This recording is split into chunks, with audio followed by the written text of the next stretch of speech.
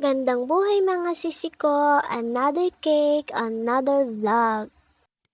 And for today's video, isi-share ko po sa inyo itong mini cake. 4x4 size po ito. At ang theme po niya is Coco Melon.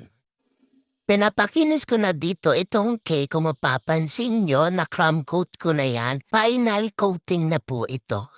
Huwag mo kakalimutan sisi ko na kapag mag-icing ka ng cake, mag-crumb coat ka muna para yung final coating mo is makinis.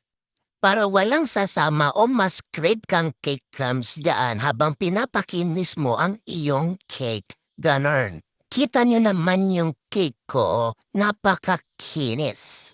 Sa mga nagtatanong kung paano ko daw pakinisin yung cake, meron daw ba akong technique? Wala po. Practice lang po is the key.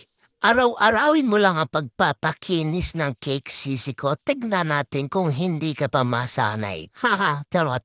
And magbalik nga tayo dito sa cake after so many minutes na tapos ko na siyang pakinisin.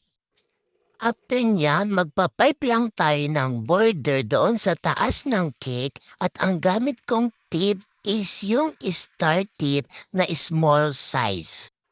Hindi naman mahirap ang design nitong cake, napakasimple nga lang nito at nagawa ko na to before and pinili lang ito ni customer sa ating cake album at ito nga yung design na napili niya. And dito for dalagay na tayo ng mga printable topper, Coco Melon topper. Kung gusto nyo ng topper nito, marami po yan sa ating page. Scroll down lang po or hanapin nyo lang sa album para mas madali nyong makita. Lahat po yun ay for free. Copy nyo lang and save and then i-print nyo na. Anyway, nailagay ko na nga pala yung fondant name ng birthday celebrant dito sa ating cake board. And then, ilalagay ko lang lahat itong mga topper and tapos na itong ating cake. At eto na nga ang finished look ng ating cake. Simple but cute.